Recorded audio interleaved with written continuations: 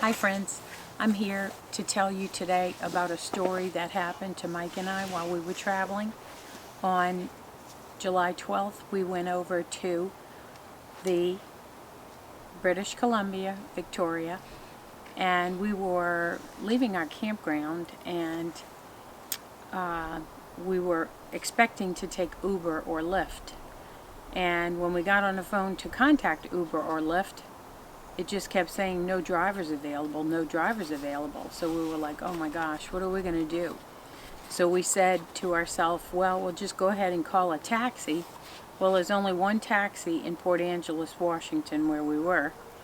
And they were going to come for us, but it was only a 5-mile drive, and it was going to charge $45 each way. So we said, well, we'll go ahead and do it. But then we saw this car pull out, and we were standing at the edge of the campground near the highway because we figured if we caught the Uber or Lyft, we'd be right there and we could just get in.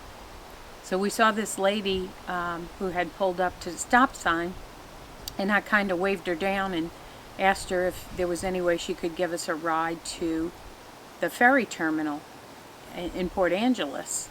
And she says, yeah, I'll do it. Y'all get in. And so we had to help her move some things out of her back seat, and we got in, and it just so happened we found out that she's going to Port Angeles too.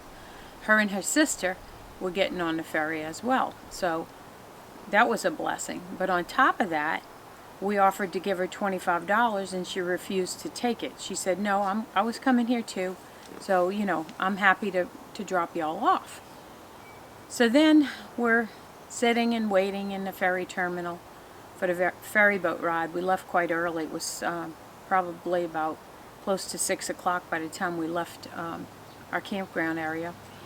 And we were at the waiting area inside of the terminal for the ferry boat, and we saw a guy come in with a gigantic backpack on his back, pretty much loaded down, and I struck up a conversation with him, and we got to talking to him, both Mike and I, and he said he is a guide for hiking. He's a hiking guide, and he was taking a group of seniors on a hike in Victoria. And so I got to telling him about what happened to us, and the whole story about, we don't even know how we're going to get back. And he just pops out his business card and hands it to us and says, call me. I live in over in Port Angeles, and I could bring you all back if you just call me and let me know if you need a ride. I'll take you back to your campground. So we were like just blown away that this guy would offer that, So we get over to Victoria, and we have a good time and spent the night there and everything. And we're coming back, and we got on to, we went to the ferry terminal again, and again we were waiting, and there was two couples, one on our right and one on our left. And so we got to talking to the one on our left, and we were just conversing about different things about Victoria and Butchart Gardens and all the things that we did and what they did, because they went over for the day. And they live in Washington, near Seattle, but they were spending the night in this area.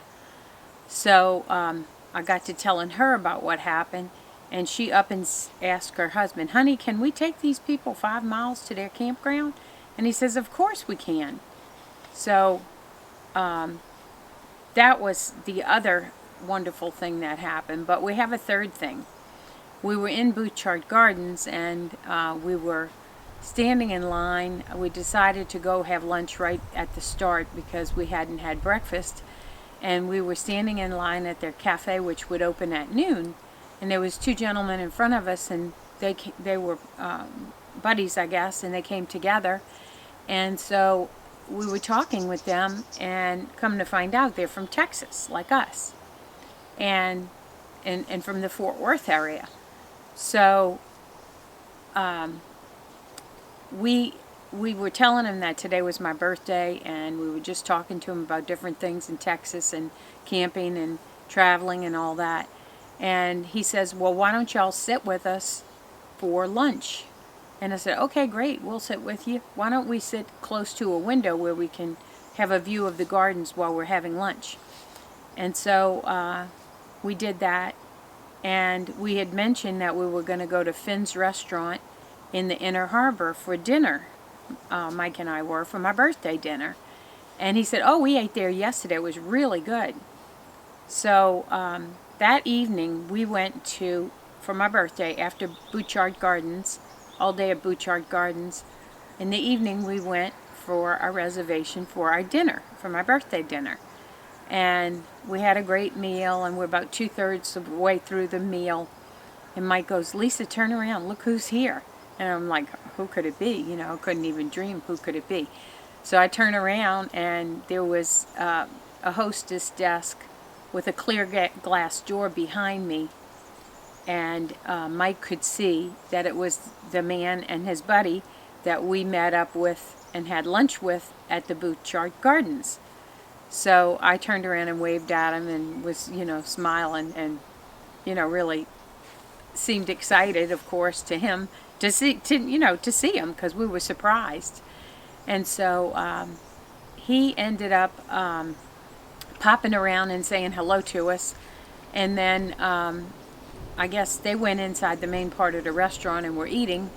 And we got finished with our meal and my little birthday dessert and all that.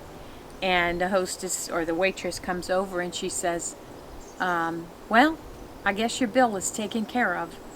So we had over $100 restaurant meal with the drinks and the entrees and the and whatever else we got. But this guy had paid our restaurant tab. So we knew right away it was him. So we got out and we walked around, and we said, you know, did you do that? And he smiled, and I gave him a hug, and I gave his friend a hug. And so it ended up that's what happened. All of those turn of events was divine providence. And Mike and I both knew it in our heart of hearts that God had taken care of us that day from every angle.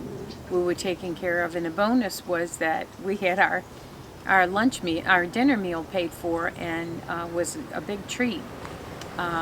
So I just wanted to share that with you because I think it's a beautiful testimony and testament to the power of God and the power of prayer. And we start every day off with prayer, and we end our day with prayer, and we put God first. And it just goes to show that there are wonderful people still in this world that will do nice things for you, and we meet them all the time in these RV parks and out and about. So just wanted to share that with you.